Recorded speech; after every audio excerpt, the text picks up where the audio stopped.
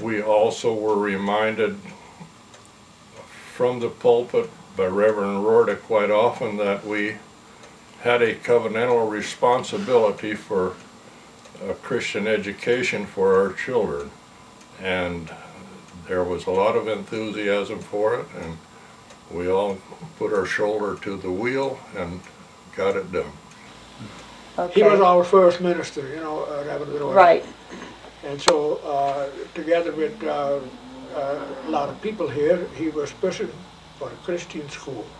And that is why we all said, you know, we have to go on in faith because we cannot see, you know, our way clear now to put up big buildings and this and that.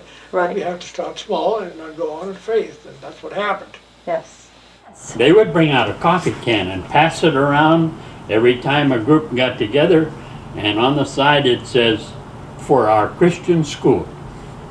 And that was way back in 51, I think. Wow. And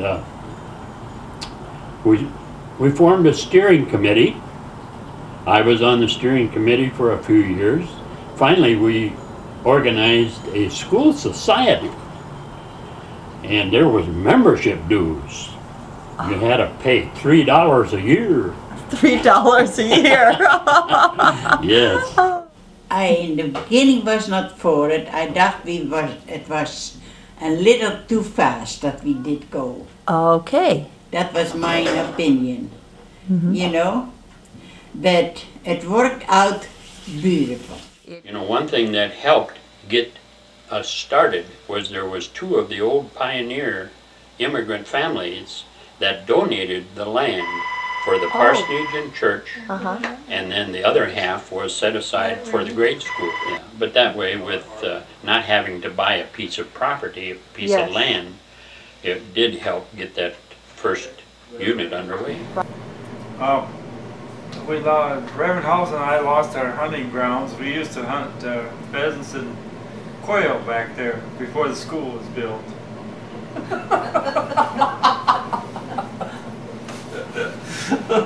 Now shut it down! Did I go over? Oh, Well, you know, we didn't feel that the public schools were looking at the Bible, the world around us, in the right perspective. And we felt we needed the church and the school and the family all to be one triangle in order to have our children understand God's sovereignty in this world, that He's in control of everything, and we wanted them to learn in that perspective. To give them a well-rounded education all around, you know, they can know that God is in control of everything, our lives as well as everything else that goes on in this world. Yes. And I think too, we believe in a covenant God, and God is in everything, of all of life, and I think we really emphasize that in our Christian schools. Yes. That it's not just talking about being a Christian, but really acting it out in our lives, in practical ways, and just all well-rounded education. Yeah. When we were building that first original school unit, Saturdays was always a big day for volunteer work.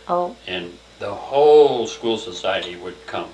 It was tremendous cooperation. Yeah. And of course the ladies would come and they'd pitch in, but one of their tasks was to make lunches and coffee. And we always had that in the garage of the parsonage. And I remember Lyle Faber and my boys were not at the age where they were used to drinking coffee yet, but all of the workers were drinking coffee. So they thought, we got to be one of the guys. Oh, yeah. So they poured coffee and they put lots of cream in it and stirred it. Oh, isn't this good? Yeah. And they drank cup after cup of coffee, and they got so sick. It was unbelievable. Well, we had meetings, a lot of committee meetings. I was on one of the committees to see how many teachers we needed and how many students we would have, and it was all pretty much of you know, just wondering where God would lead us. And we had a lot of prayer meetings about it, and you know, it was just a a growing process to see God move. Yes. And he certainly did. But I have to say that the money always was there. Even though it looked pretty bad, you know, it would say where did it come from, the money was always there. Yeah. Isn't that amazing? That was so amazing in those days, because nobody had actually money, you know. Now Right. there's people in the church and sort of have money, but not in those days, no. Right. It was pretty poor then, you know. Mr. Baumer. Yeah. Oh, was I scared of that man. You were? Oh.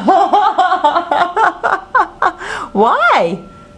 He was so strict. Oh, well, that's good for the children. I know. And I guess for the parents too, if you were afraid of him. Well, they did a good job, I hear. He did, and she too, you know, and I admired her. I guess he had a strong feeling for getting a school started in this area. He figured, boy, these people in Escondido, they need a little supervision.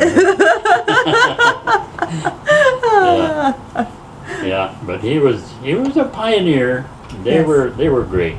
Yeah. They were good people. Yeah. We had to have a salary, and we come up with a salary of $9,500 for both of them to teach the first year.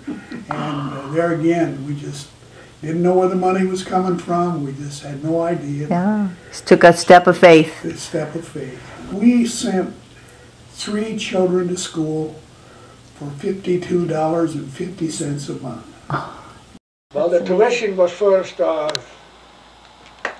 first child was $20 a month, and the second was $17.50, and the third one was $15, and the fourth one was free. We had some difficulties in getting furniture and equipment for the school because we were just starting, and I know Dick and I were to El Cajon School District to buy some used desks, and we've seen the school grow, and we've had 5 children go through it, and we're very thankful for that, and for dedicated people that are on the staff there. Theresa here was very good on the telephone. She called up a lot of the school districts if they had any old equipment that we could have, and so Mr. Bauma and I and other ones got involved.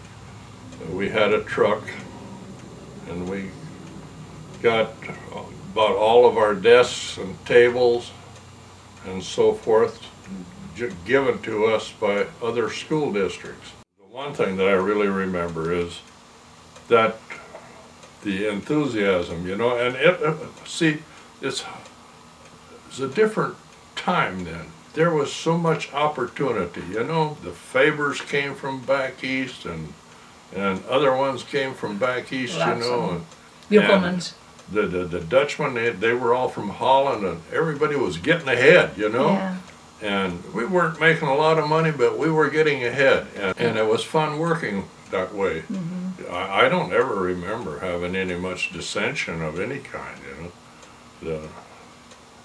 The biggest part of the dissension that I remember is that old Fred Prince says there will be no school buses. And old man Vanderwoude says, then my kid's not coming to school. No, that's a fact. I'll never forget that night. Mom and I went home, and boy, this project's dead, you know. And you bought a bus. We bought a bus, and then I was delegated a couple of days later to pick it up in L.A., the school bus. Have you ever driven a bus before that? No, well, no. Oh. I had looked at it, but that was about it. But I had all of the feeling that I could do that, you know. Yeah. So I did. No. Mr. Ersthoven had the first job, you know. Was he the first bus Yeah, driver? he was the first Yeah. bus driver.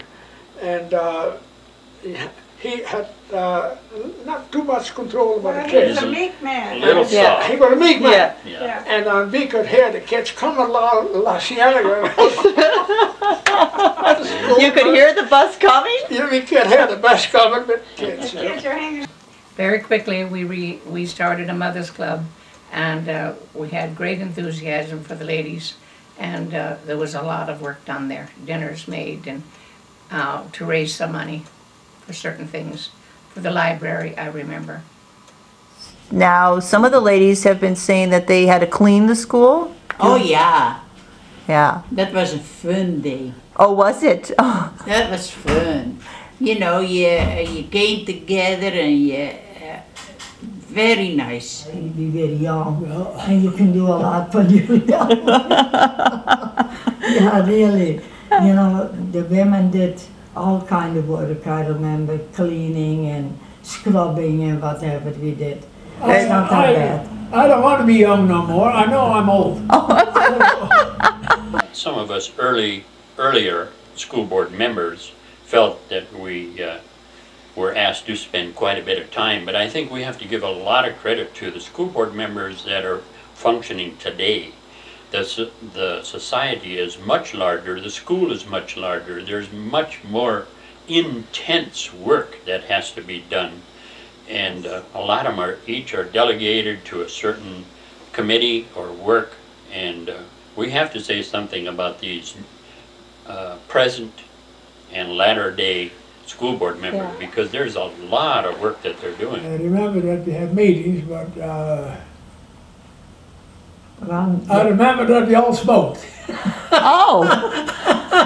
Well, you're not going to find that at a school board meeting anymore. The school board too, it's in good hands now, you know. Yes. And so I'm not worried about one little thing about it. I know it's going to be okay. But you cannot believe, you know, even in those days, how people sacrificed to get to school. Yeah. They really sacrificed. Well, I think now they do more or less too, but not like in those days. It was sacrificial that, you know, what people did then. Because they really wanted that school to be. They wanted the school, you know. Yes. And they knew too that it was not cheap, so they had to do everything possible to get it going. That was our first thing we do, pay the school. Okay. You know? That was important. That was important to us. We didn't go on vacations or anything. School was an important thing to us. But now we have something now that is unbelievable, you know, really. And the Lord has been so fantastic with His blessing with us, you know. Yeah. I am so glad that I had my kids in a Christian school. Mm-hmm. And I think all my kids that are doing it, think too. What message do you want to give to families who now have children at Calvin Christian School? If at all possible, send them to Christian school. This would be your first priority. Mm-hmm. And thinking back at when you were sending your children, it wasn't always easy, was it? No. No, but... They had a few years too that it was a struggle, but the Lord had blessed us. Right. It's tough sometimes, but you're never sorry, I don't think, of things you let go for that sacrifice. And keep on keeping on. Yeah. And appreciate what they do and see to it that their lessons are done. Because they're not going to get their Bible knowledge just by rubbing shoulders with a Christian.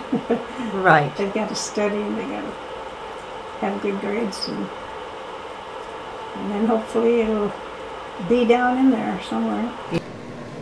Well, I would say hang in there. Sometimes it's really difficult to come up with a tuition. We found that, but if we're faithful, God is always faithful. No, you have to work for it. Yes. It didn't come easy, always. Yeah. Sometimes they are beautiful, sometimes they are not so beautiful. No. And He provided very much. Yeah. But who can figure it out that He can sit in such a beautiful place? You know, it's hard for a lot of families, you know, to be able to afford the Christian education, but it's worth it. Yes. It's worth every dime you invest in their education. Yeah. And you can speak from experience. Yeah. Yes.